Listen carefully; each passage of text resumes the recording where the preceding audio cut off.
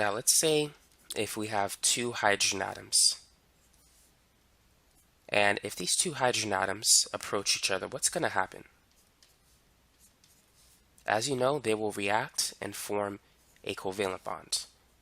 And a covalent bond is basically a bond where the electrons are being shared. And so you can write the bond with a single bond, or you could put two electrons between the hydrogen atoms. And this concept makes sense if you think of electrons as particles.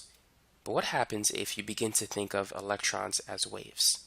In that case, a covalent bond is formed from the overlap of atomic orbitals. And an orbital is a region where electrons are located, where you have a high probability of finding an electron. So let's think of electrons as waves. If we have two waves in phase with each other, what's going to happen? They will interfere constructively to create a bigger wave with a larger amplitude. So if you have two atoms approaching each other, and if their orbitals are in phase with each other, they will overlap constructively, and so you're going to get a bond, particularly a covalent bond, because the electrons are being shared. But what happens if the two waves are out of phase with each other? Well, destructive interference will occur, and instead of getting a bond, you're going to get a node, which is a region of zero electron density. So basically, the probability of finding an electron in this region is almost zero. Now, according to valence bond theory, a covalent bond is basically the sharing of electron density between two atoms as a result of the constructive interference of their atomic orbitals. So let's consider hydrogen again. Hydrogen has one valence electron, and the electron configuration of hydrogen is 1s1. An s orbital has a spherical shape. So this is going to be hydrogen with its spherical orbital. And let's react it with another hydrogen atom. So when these two get together, their orbitals will overlap, and you're going to get something that looks like this.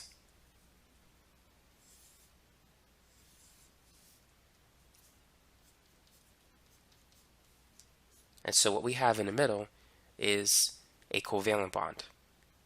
Whenever two atomic orbitals overlap head to head, it's known as a sigma bond. All single bonds are sigma bonds, so keep that in mind. Now, what about when carbon mixes with hydrogen to create methane? In order to do this, carbon has to hybridize its atomic orbitals. It has to create hybrid atomic orbitals. Now let's talk about the electron configuration of carbon. It's 1s2, 2s2, 2p2. Carbon has a total of 6 electrons. 2 of those electrons in the first energy level are core electrons, and they don't participate in most chemical reactions. The other 4 in the highest energy level are known as valence electrons, and the valence electrons do participate in chemical reactions. So let's draw an energy diagram for a free carbon atom. So we have the 1s level, the 2s level, and the 2p sublevel. So we have 2 electrons in the 1s level, 2 in the 2s, and 2 in the 2p sublevel. This is the ground state electron configuration for carbon. In the excited state, an electron here could jump into this empty orbital if it's given energy. But right now we're going to just talk about the ground state electron configuration.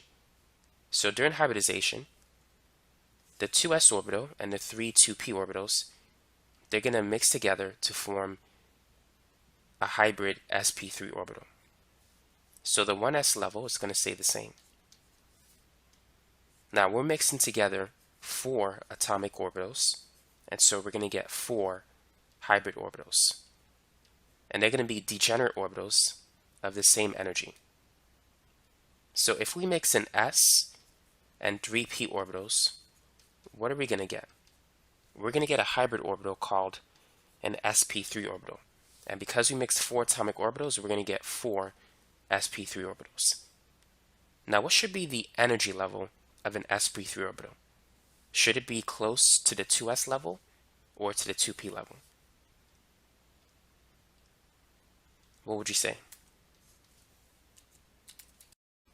Because an sp3 orbital is produced from mixing 3p orbitals and one s, it has more p character than s character. In fact, it has 25% s character, 75% p character. We have one s out of 4 atomic orbitals, so 1/4 is 25%. We have 3 p orbitals out of 4 atomic orbitals, so 3/4 is 75%. And so, because it's mostly p, the energy level should be close to the 2p sub level, but a little bit lower than it.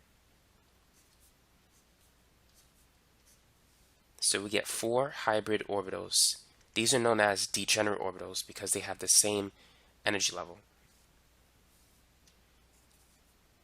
As a result, we're going to place all 4 electrons equally among those 4 orbitals of equal energy. So the 1s level is unhybridized, it was unaffected. But these 4 atomic orbitals were hybridized into these 4 sp3 hybrid orbitals. And hybridization is basically mixing. If you mix water with orange juice, you're going to get something in the middle. You're going to get a hybrid. Or let's say if you mix orange juice and milk, you're going to get something in between.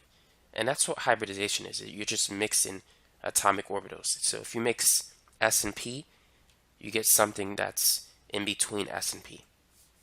And so these are the 4 hybrid sp3 orbitals. Now let's go back to methane. Methane has 4 single bonds, and so it has 4 sigma bonds. And as we said before, the carbon in methane has 4 sp3 hybrid orbitals highlighted in red. And hydrogen can only form an s orbital because it has 1 electron in its 1s sublevel. So let's say if you have a test question and it asks you, what is the hybridization of the central carbon atom? The hybridization of carbon is sp3. Now, how can we describe the hydrogen orbital? We can say it's simply s. And so if we want to describe the bond that connects carbon and hydrogen, we could say it's a hybrid of s and sp3. Those orbitals in red are sp3 hybridized, and hydrogen is simply an s orbital. So when you mix an s orbital with an sp3 orbital, you could say it's a hybrid of s sp3. So that's how you could describe the hybridization of the bond. And so anytime you have an overlap of atomic orbitals, you're going to have a sigma bond. So this whole thing is 1 sigma bond, this is another, and so methane has 4 sigma bonds, or 4 single bonds, or 4 covalent bonds. You could describe it any of those 3 ways. Now let's talk about ethane, C2H6. How many sigma bonds are in ethane? As we said before, a single bond is a sigma bond. So 1, 2, 3, 4, 5, 6, 7. So we have 7 sigma bonds. Now, what is the hybridization of the carbon atoms in ethane? Like methane, the hybridization of carbon will be sp3. And each hydrogen atom will have an s orbital.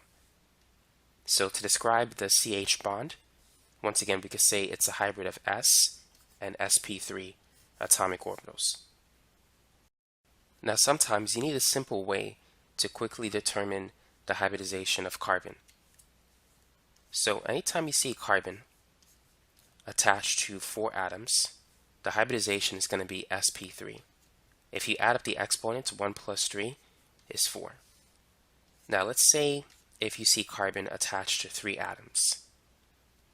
Let's say this is X, X, or Y or something. What do you think the hybridization of carbon is going to be? it's going to be sp2. If you add up the exponents, 1 plus 2 is 3. Now let's say if carbon is attached to two elements. Let's say this is N and this is R. Or let's say if it's in this arrangement, like in carbon dioxide. The hybridization of carbon will be sp. If you add 1 plus 1, you get 2. And for hydrogen, you could describe the atomic orbital as s. It's only going to be attached to one thing.